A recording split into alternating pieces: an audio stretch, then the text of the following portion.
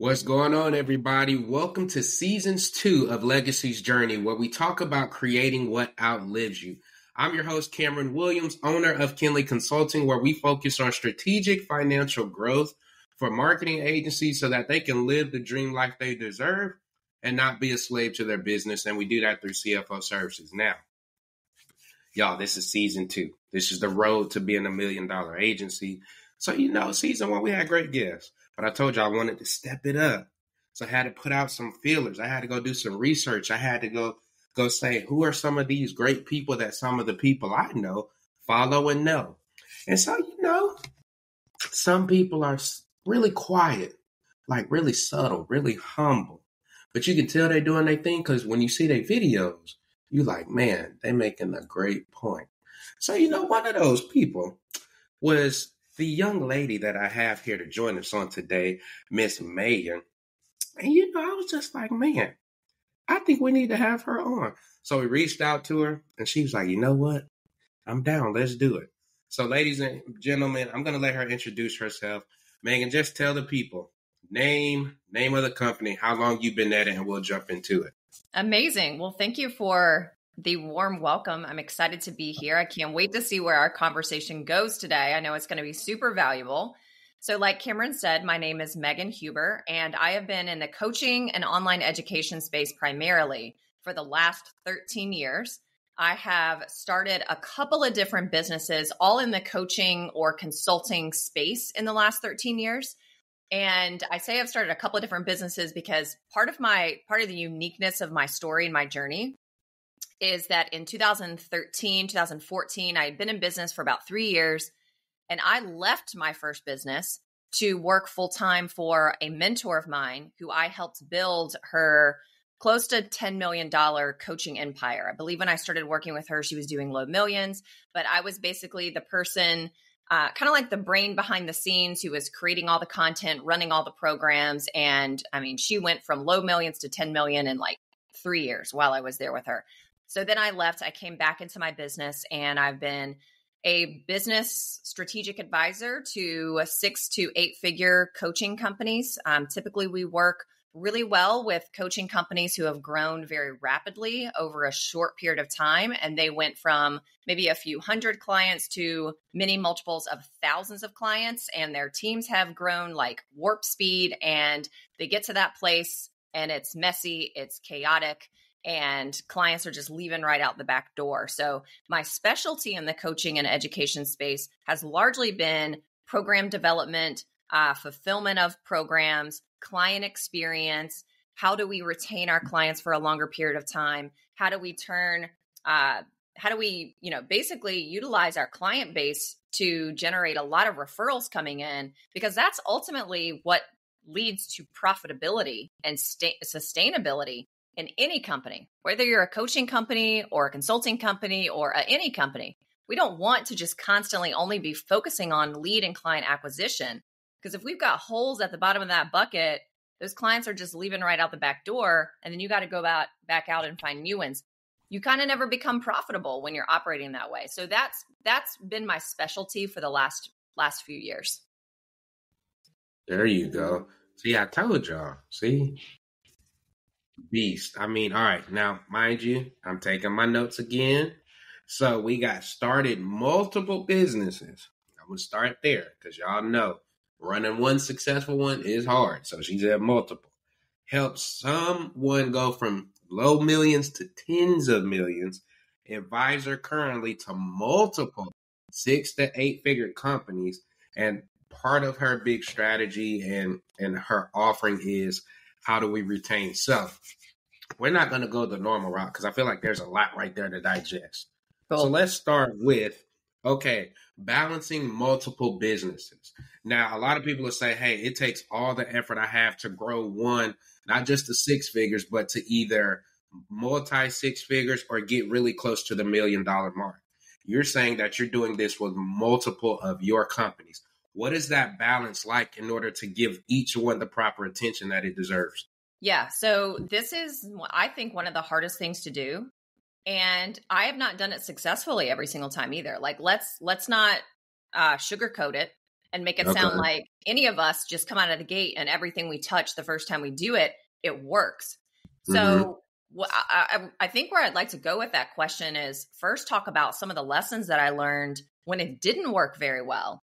And Okay. I think that do I believe that people can have multiple businesses? 100%.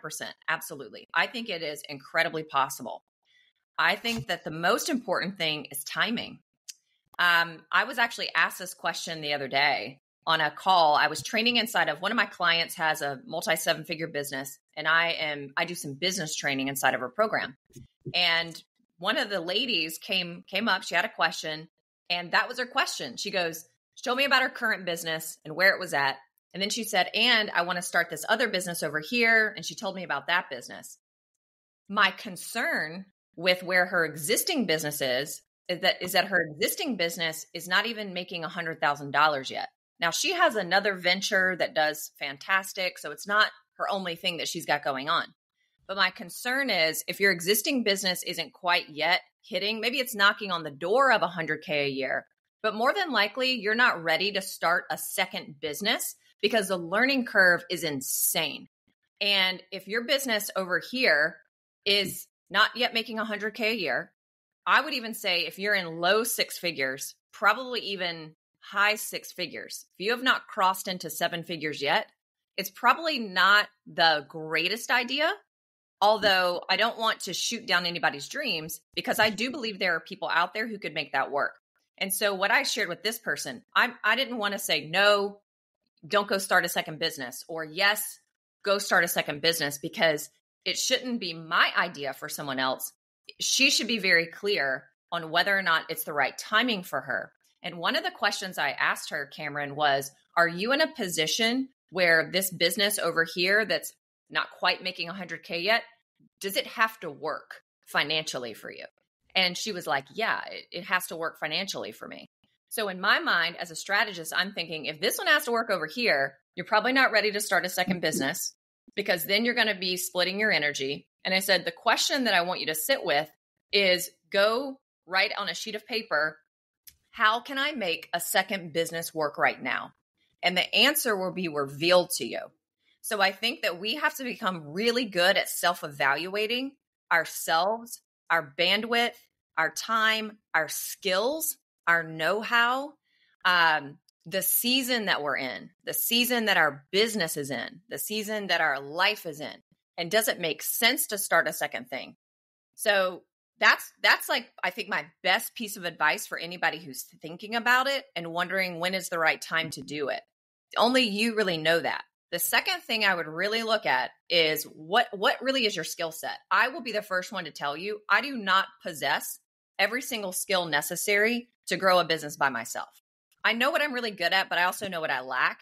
And I don't know if there's anybody on the planet who has like every single skill that you need, like locked and loaded to build a business to like millions of dollars. Like we all need help or business partners or collaborators or team or smarter people than us in certain categories.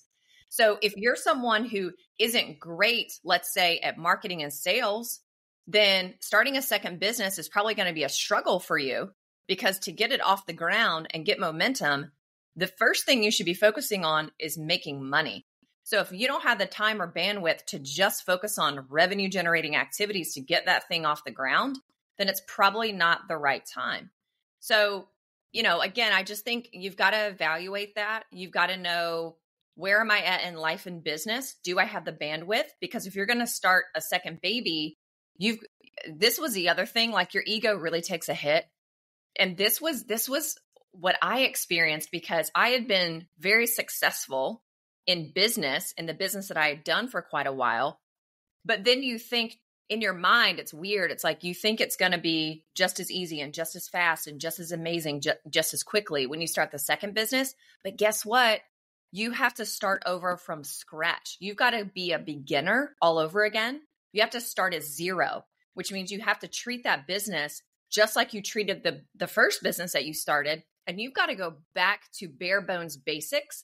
And you've got to kind of struggle through the hardships of the beginning of that. It doesn't necessarily match your existing business super, super fast. And that can really bruise the ego which is why I think a lot of people can't make it work because it's such an ego bruiser that you've got to actually do hard work all over again to get the second business to get up and running. I hope that's helpful. That was really real. Okay, there was a lot right there. Being self-aware. If you don't already have time in your current schedule with business one to do revenue generating activities, how are you going to carve out that time to do it all over again from scratch with no momentum for business two? It's a pride hit. I mean, I think that's a legit answer. I mean, you would know because you work with them. So what? I agree. Yeah. I mean, again, like the hardest part for me, it has been the ego bruise side, which that's a great learning lesson as well. I mean, you want to talk about like personal growth and spiritual growth. It's that, because in your head, you are kind of having this conversation. Like, I built this brand, I built this business, I built this audience, blah, blah, blah, blah, blah. Why isn't this one taking off just as fast? Or why isn't this one matching the other one as quickly as I want it to? So you really have to manage your mindset.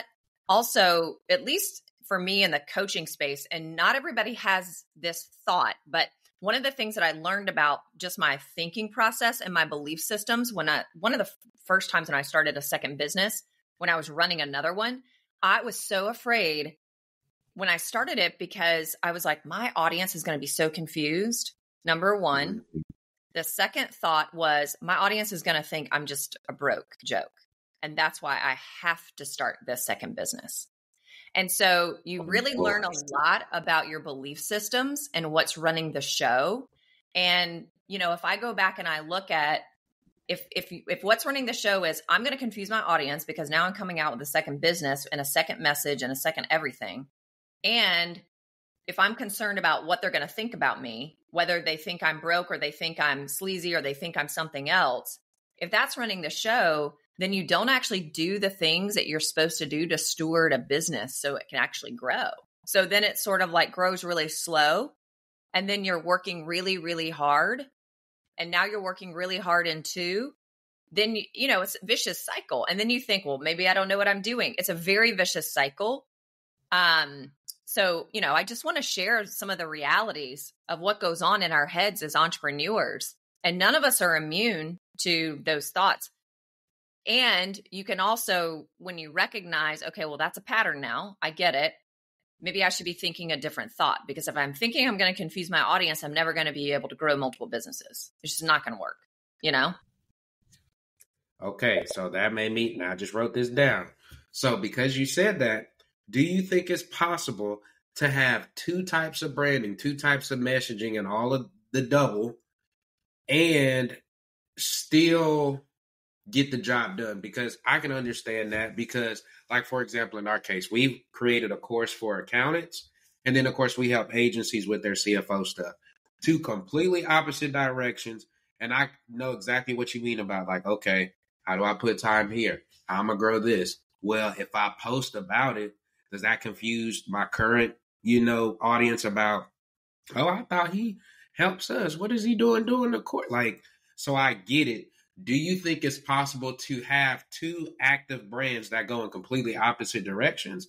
Or is it one of those things like people do it, but... I mean, look, I believe anything is possible. I'll tell you what I think is easier. I think what is, and maybe easier isn't the right word, maybe more simple.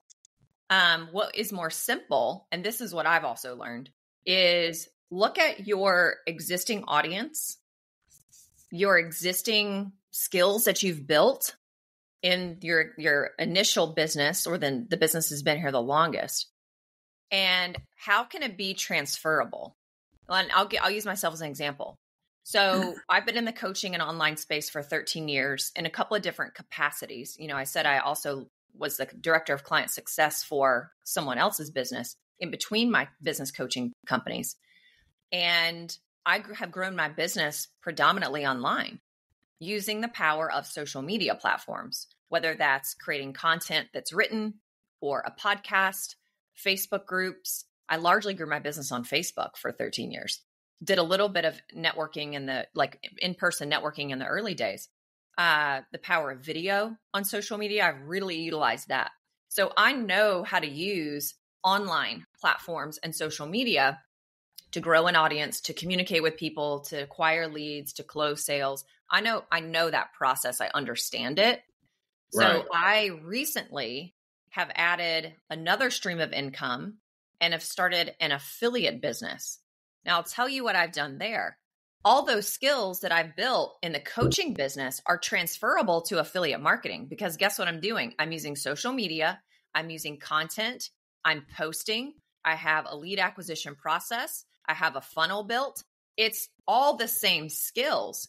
My message over there is I'm speaking to the same people that I'm speaking to on the coaching side. And here's why I did that. Because let's just use simple numbers. If you had 100 people in your audience, only about 3% of those people are ready to buy from you when you're actively selling your thing. Right. So you've got this other 97% of people who may become a client in the future. But out of that 97%, about 30 to 40% are probably never, ever, ever going to buy what you're selling them. They're never going to buy my coaching. They're never going to buy my consulting. They're never going to buy anything I'm going to ever sell on the coaching and consulting side. But guess what? Maybe they want to start an affiliate business. Maybe they want to have a more passive stream of income. Maybe they want to somehow be connected to me, but they're never going to hire me to be their business coach. So I thought very strategically about that. I'm like, what can I get up and running like easily and quickly and consistently, because I can transfer the skills? What kind of business can I have that my existing audience might actually want? And then what's the marketing messaging and the positioning for those people? Which for me, the angle I'm going is start a second stream of income that's passive, because if you're in coaching, it's all active. And I don't care if you're even working with groups of people, it's active income. Let's be real about it. And at some point you kind of cap out unless you get into digital products and other things. So that's my angle. But I'll tell you something else I did. I have created a completely separate Instagram account. So I'm not using my existing accounts that my existing audience currently has access to. And I won't do that for a little while. I'll do it when I'm ready to, and I have a certain degree of success over here.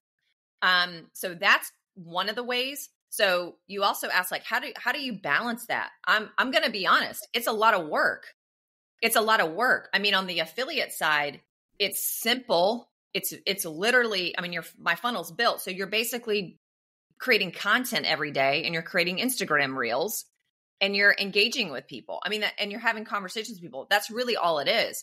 But you have to put in the work, and the key is consistency. Like, again, on social media, you miss one day and the algorithm hates you the next day.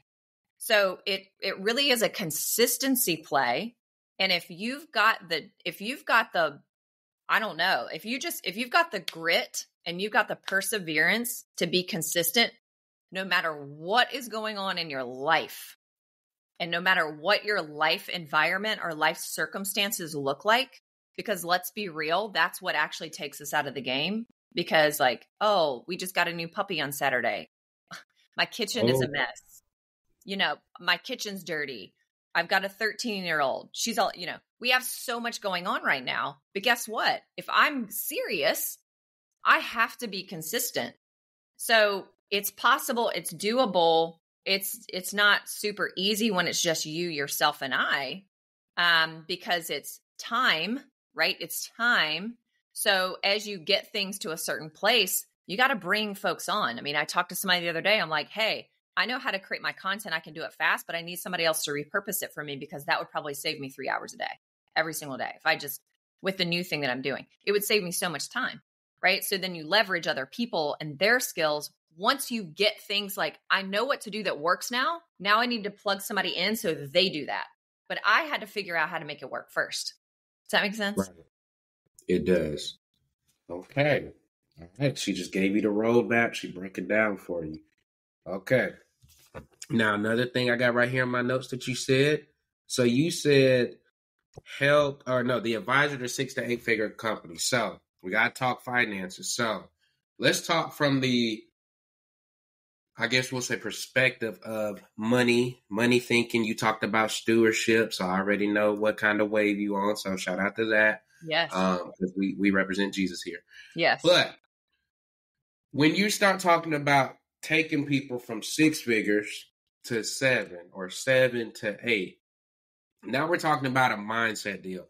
Can you talk about maybe some common, I don't know if you want to say principles or mindsets of people who clearly this person has an abundance mindset. They grew up around money. So to say, hey, this is the goal, it's not a big deal. And then clearly some of these clients, I knew that they had struggled from, whatever they shared.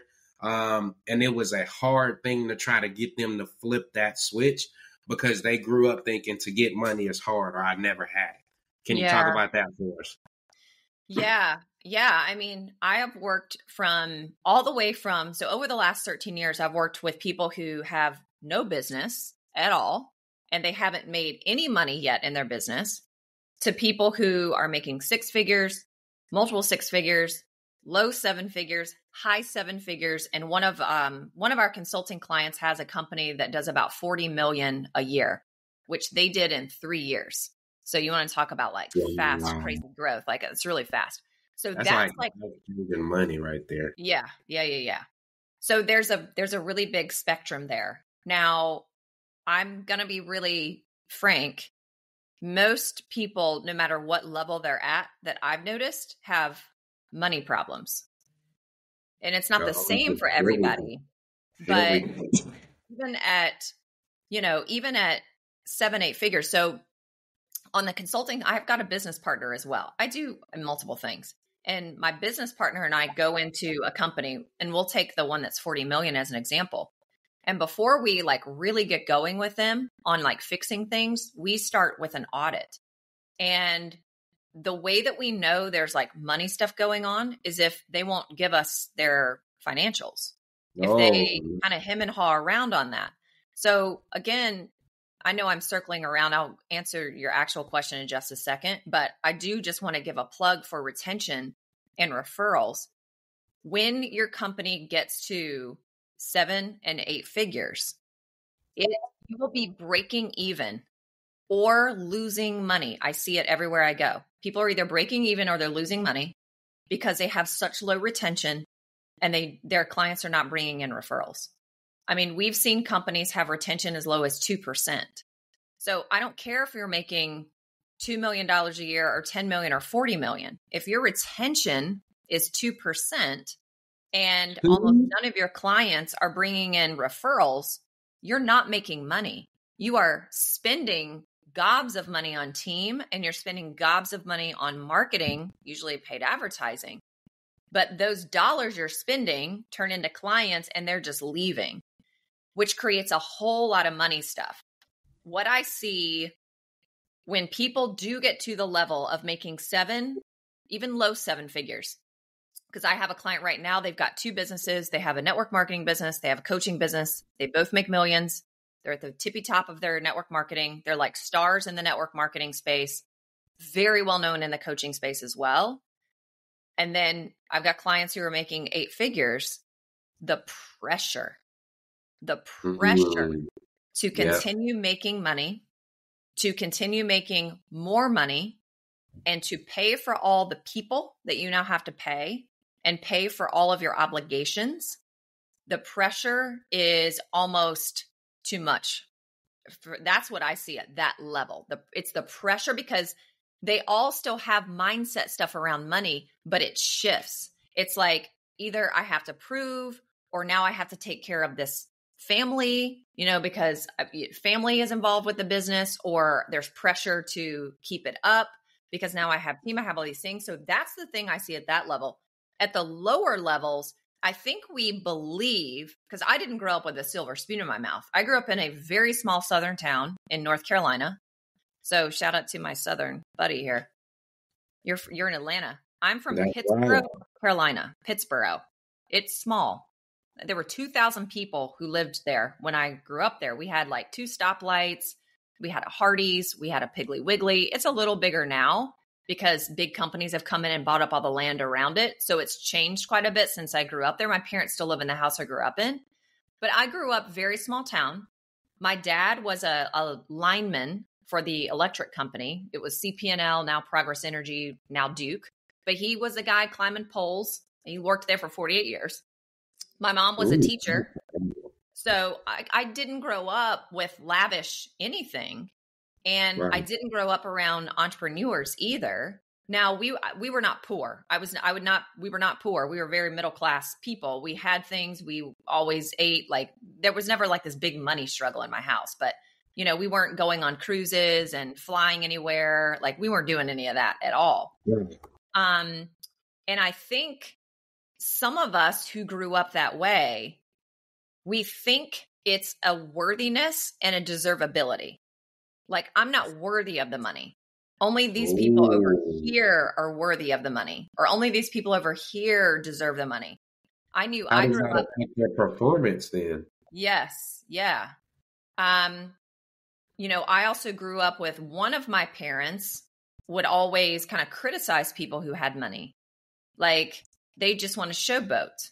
Or Yeah. I never really heard the word greedy, but it was more like, I want to show off. So then if your own parent is demonstrating to you people who have money just want to show it off, then They're in not your going to mind, when you be become an adult, you're like, is my parent or everybody out there just going to think I'm here to show it off? But that's not my heart. That's not me. So subconsciously, why would you make more money if what's subconsciously running the show is, I don't want anybody to think I'm showing off. I don't want anybody to think that's the reason why I make money. So then, but you don't know that's what's going on until you do the work around it. Correct. So we all have something running our show internally. And I think it's so important as adults that we figure out what that is. And it's not always around money. I mean, I'll tell you really quick, Cameron, because I think this is just so helpful when we talk about what each of us like goes through and what we find out about ourselves. I work with a mindset coach, and for a while, my income, it like grew really, really fast and it was amazing and it's great, all the things, but it got stuck at that level. And then after a while, you're like, okay, it's not a tactic. It's not a strategy that has me stuck at that financial level. It's got to be internal. And so one of the things that we uncovered is that something that had run the show for me since childhood was it's dangerous and high risk for me to really put myself out there and say what I want to say and be who I want to be and build the thing bigger, better, blah, blah, blah, blah, blah.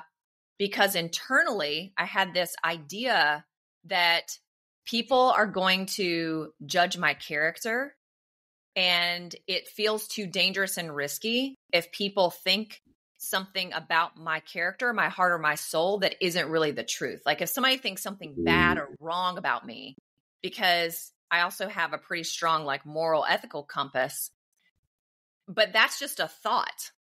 That's just a thought. Like I can change that thought and everything opens up.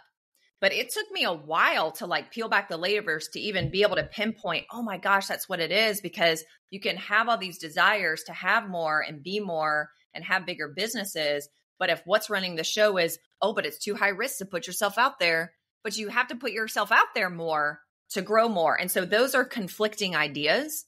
And if we have conflicting ideas internally and externally, we can say all day long we want to make more money. We can say all day long we want to have multiple businesses. But if the internal is conflicting with that, guess what wins? The internal subconscious is what wins. And so I think that's such important work for all of us to be doing, is figure out what that is and give it to God. Like give that to God. Like God can take that burden away from you. Give it to him. We still need to be aware for sure. Like we still got to do the work, but give it to him. And then like, let's go, because it really is our birthright. Like we have an inheritance that is meant for us. And if we believe that, we're going to operate and we're going to think and we're going to behave and we're going to speak and we're going to be in a different way, because it's our birthright to have abundance and to have finances, because God's going to use us and that money to come to us and through us. Because what do we get to do with the money when we have it? That's really where we get to make incredible change. And that's the biggest, Cameron, I think that's like, I'll stop yapping in just a second. that's the biggest like mindset shift for me, is that the money isn't mine for me to have earthly things that I want to have. It's the tool. It's not the goal. It's a tool for me to do the work God's asking me to do. And where does he want me to channel that money to his children for his work here?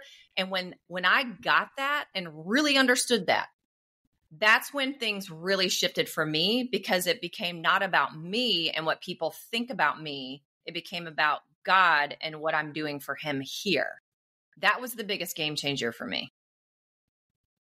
We just went Man, she done preached the whole message. Okay, so much right there. I think I got two takeaways. So one, to your point about your internal not matching your external. I know me and my wife talk about that all the time, because you get to a point where you're like, well, I got faith that God is going to do ABC, whatever that is, right? But if internally you're always negative self-talking, like people try to say, oh, it's not that serious. But guys, what we tell ourselves all the time, what we look in the mirror and come into agreement with is so important. To your point, you can't say, well, now I'm finna tell myself, because this was me, oh, I can't make $1 million, right? Whatever number you want to put in there. Well, yeah, if that's what you deep down believe, you're never going to get there. You're only going to get so far. And like you said, you're going to get stuck, because you're going to say, for whatever reasons, like you said, it's my parents always talk badly about people who made money, or I think, there's even a spiritual component there. Some people think like, oh, if I get paid a lot of money, that's against the Bible, which is not, because how are we going to be the hands and feet? I'm just saying. So there's so many components there. And I think you really hit the nail on the head about, you have to get rid of that junk. You have to do the work, be self-aware, spend time in prayer or reflection, or even in counseling to undo that negative subconscious thinking. And then you open up your mindset. That's why it's important to be around people like Megan, who, hey, I get it, but we can go bigger. There's other opportunities out there. You can do. That was the biggest change, I would say, for me at the end of last year. I was talking to one of my coaches. You know Karen, right? Karen Height. What's the last name? Height. You may not. I feel I like don't you think should. so. It don't matter. I'm going to connect you after. Okay. But, that's one of the things we were talking about. And we were saying how, sales, because then there's a whole thing around sales too, right? Especially agencies. Some people are like, man, I hate sales, because they feel like I've been sold to in such a nasty way. That must be what I have to do. And I remember her telling me, like, Cameron, no, sales is just an opportunity to serve other people. If you know that you have something that can help them, you would be doing them a disservice to leave them in the same state they're in, when what you do and were created to do and born to do can help them. Mm-hmm. And I was like, dang, that was such a major shift for me, because I was like, man, I feel like I'm trying to get over on people. I just want to help you, but I technically got to ask you for money because, got to pay the bill. So there was a lot of good stuff right there. Okay, let's keep going. Now, working with multiple clients, you talked about, and I got to go back to it because this is my area. You talked about those financials and how you ask certain questions and you like, uh-oh, do we got some problems? Let's go back there. On an average scale, like average percentage, when clients are coming to you, how concerning are financials? Because I'm sure you know how to read them for you to make this statement. So, like, is it 30% of them typically have pretty decent financials, so we know where to start our plan of attack? Or is it like, we got to get all this fixed and cleared up first, and then we get to do the attack later? Yeah. Oof. Gosh. I mean, that was probably a hard question. I'm sorry. That is. At best 50-50. Okay. But it's probably worse. It's probably more like 70-30. Like 70% don't, 30% do. Now, that doesn't mean that their finances, that 70%, like all their finances are in the gutter. Doesn't necessarily mean that. And look, you're the financial expert. I'm not the financial expert.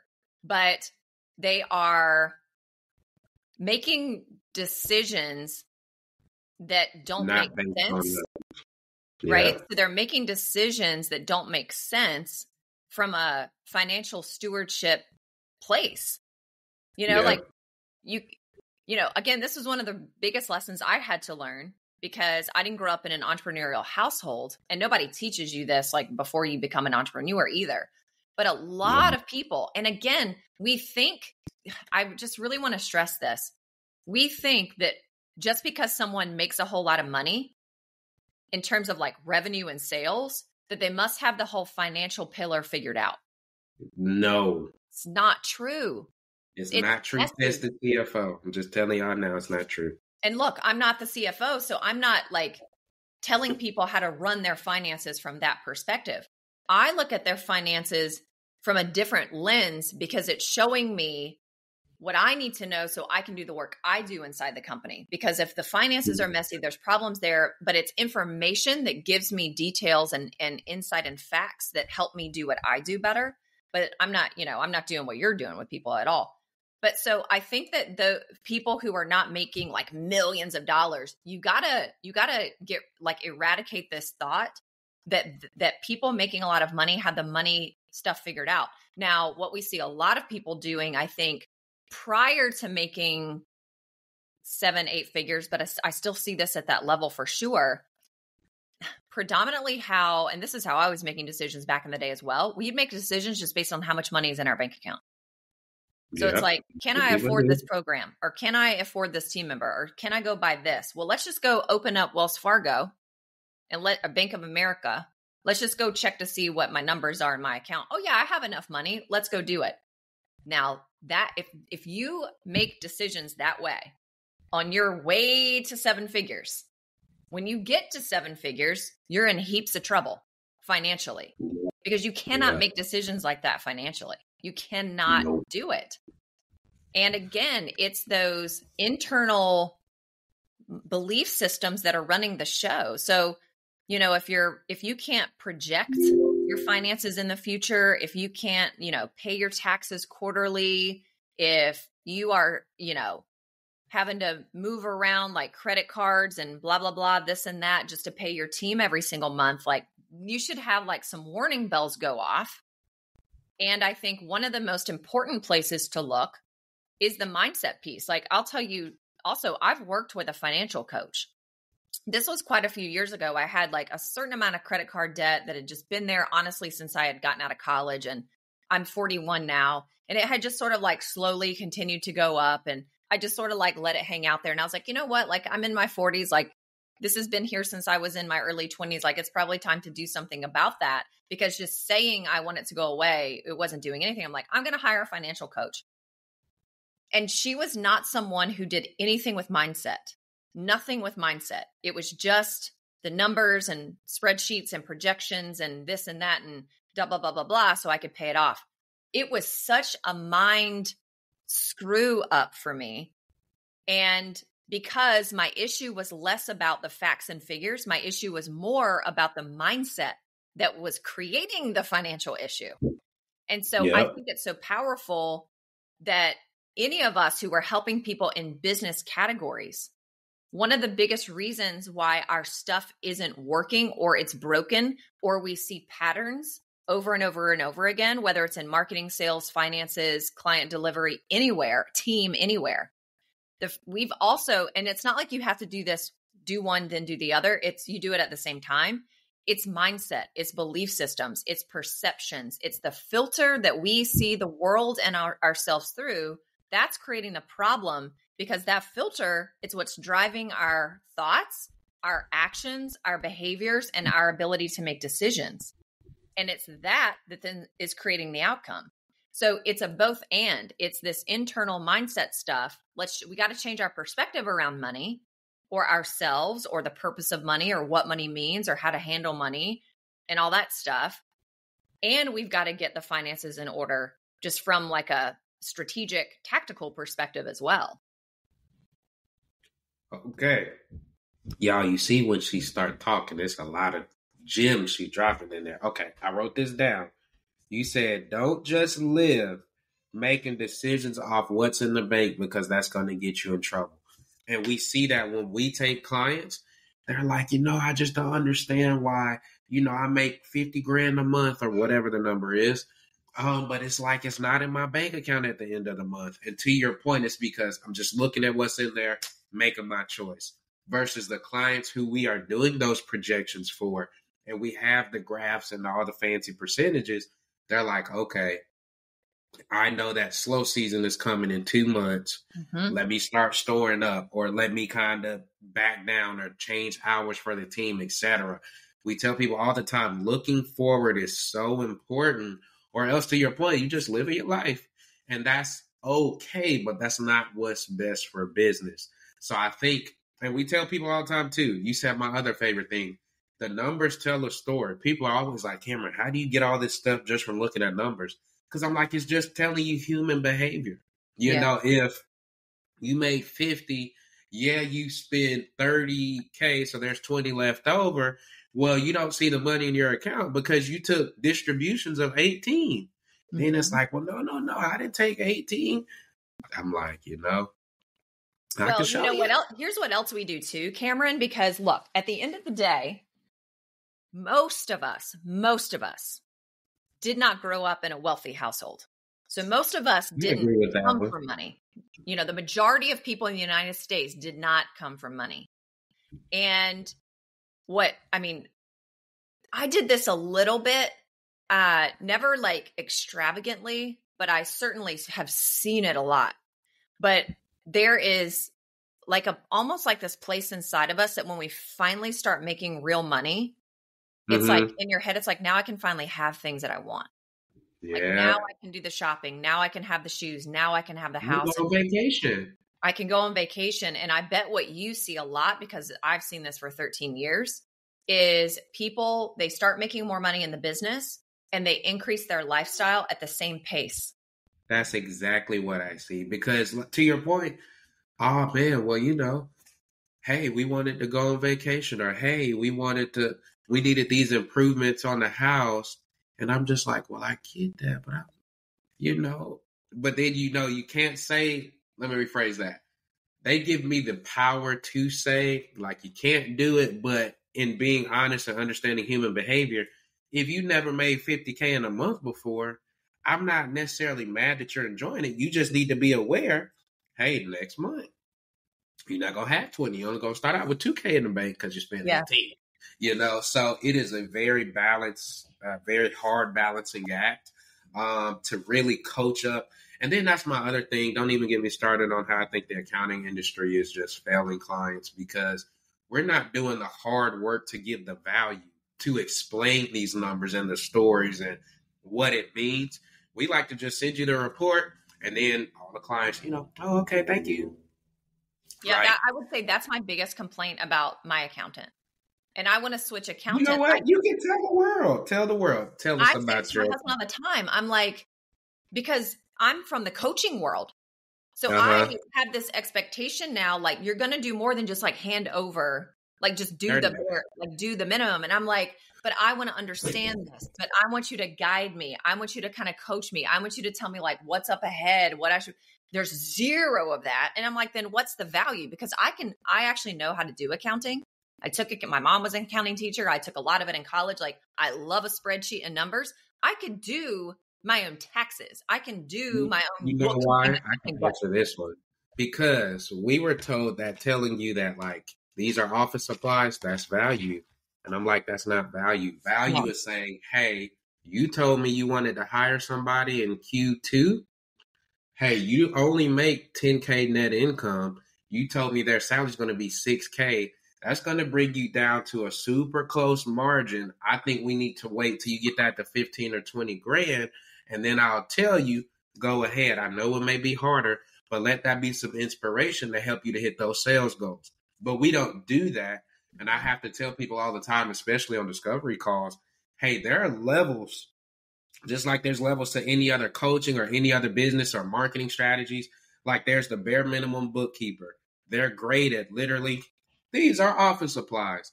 Then there's an accountant who knows a little of everything. Then there's your CFO style where there's all the strategy. And for whatever reason, people think they're going to get all that strategy for $250 a month. And I'm like, that's impossible. They don't even have the skill set or they're not even niched down about your business enough to even conceive. I literally had a guy tell me that the other day. They were like, you know that thing you just told me? My accountant would never tell me that. I'm like, why not? Yeah. Well, because they don't specialize in marketing agencies, and I just think they don't do that. I was like, what? Yeah. Sounds like either you need to go shopping or you need to have a deeper conversation and pay them more money so maybe they can. I don't know. Right. Okay. Dang it. This is good. We only got 7 minutes. Okay. Let's go rapid fire. We went off on a whole tangent about your minds, which is super important. We went Your rogue. mindset, your perspective about money matters because, and she's telling you now, remember, because y'all know I like to hype my people up. She's telling you this, not only having made the money herself, having multiple businesses herself, but dealing with multiple clients who are doing these same things. So these are commonalities she's saying. This is not just a one-off or only 2 people. She's saying this across the board after doing this for over 13 years. So we want you guys to understand this because we're trying to help you to take some skips, past those speed bumps. Start working on those internal beliefs now because that may be why you're not at the $1 million mark. That may be why you're capped at $1 million and can't seem to get to your 2 or your 3. But we digress. Let's go rapid fire on these. These are kind of the fun questions that some people like to laugh at, but they think are really fun. So you talked about Babe. When you started on your own, what did Babe say? You said, babe, I think I'm going to get into this coaching thing. They say, why did you quit your teaching job? come on, babe. You're supposed to be supportive. You're supposed to give me a hug and say, let's do it. I believe in you. Now he's like, it's been 13 years, but we had our daughter 13 years ago. I left the classroom. I was a high school teacher and had no financial plan. He's like, you do realize you have no financial plan? I'm like, I'll figure it out. He's like, and you quit your job with no financial plan. Why? Yeah. 13 years later. Yes. Hey! It was worth That's it. That's hilarious. Right? Okay. Best investment that's giving you the best ROI today.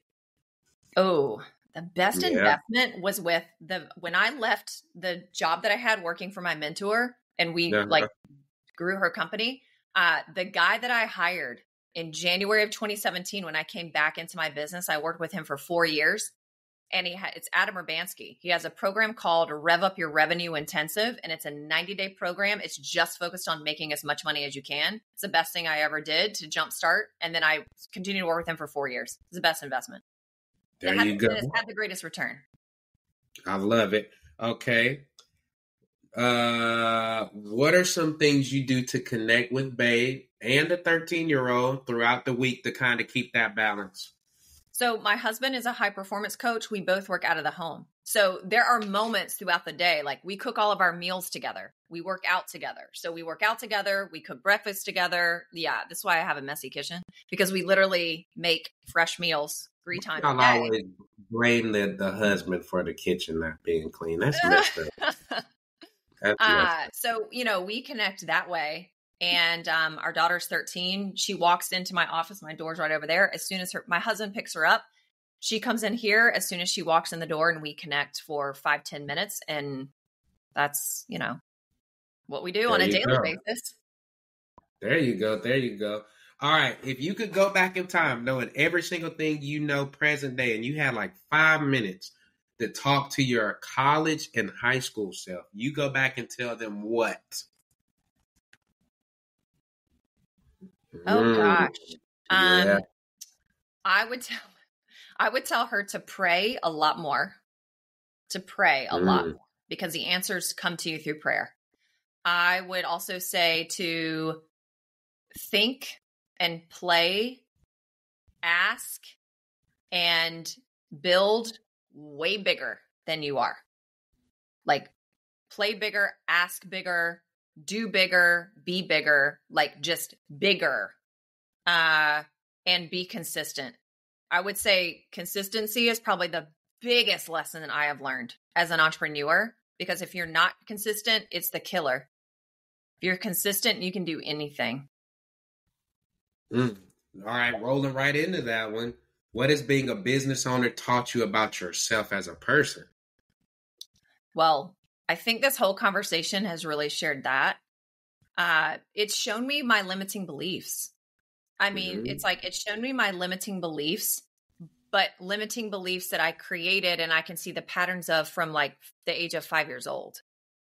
And so it's really showing you what's possible when you are aware of those limiting beliefs and then you practice self-mastery around your emotions. I'd say like probably the biggest the biggest thing it's honestly taught me self-mastery around my emotions and not acting on my emotions. That's probably been the biggest practice and learning on a daily basis. I'm still Okay. practicing. Top 2 or 3 things that you do that contribute to your success. Could be daily. You said something about working out. Yeah, I was going to start with like, it's so simple, but it is consistently moving your body and being very physically active because it helps your brain function. The other thing that's so simple, it's all about the fuel. It's working out, it's drinking enough water because I'm telling you, if you only drink like 2 glasses of water a day, you are not thinking clearly and you are not as creative as you could be. And also eating enough food in a day. Eating enough food, but high protein. Because the high protein is what's going to fuel the body and fuel your brain. So those 3 things. Okay. And then lastly, which one did I miss? How has your definition of success changed from when you started 13 years ago till now? It's not a destination or an outcome or an end goal. It's a daily process. So if I am doing it, I believe God has called me to do, and I'm obedient to that, that to me is success. There you go. Okay. This is your time. I wish we had more, but I know you got to go save the world. So this is your time. Tell the people again, name a business, who you serve, and how can they get in touch with you? Because they may be like, you know what, Megan's a powerhouse. I need somebody like that who's going to challenge me and help me get to the next point with my marketing agency or sales or whatever the case. So how do they get in touch with you? Social media, websites, all that.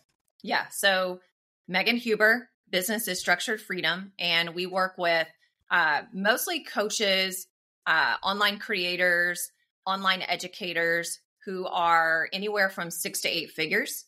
And you have reached capacity with your time, your energy, and your income capacity based on how you've structured your business and how it's running.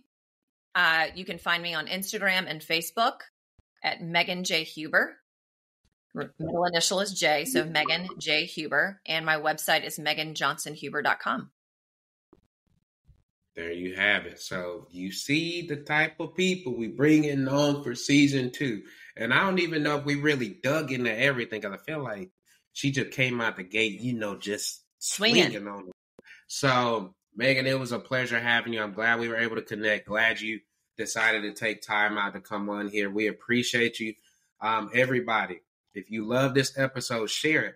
Maybe you have a business partner or a buddy or a client who you're like, they could really use this, talking about mindset and self-limiting beliefs and being willing to do the work to get that out the way so that their business can take off, or what it's like to balance multiple businesses and do it well, not struggle.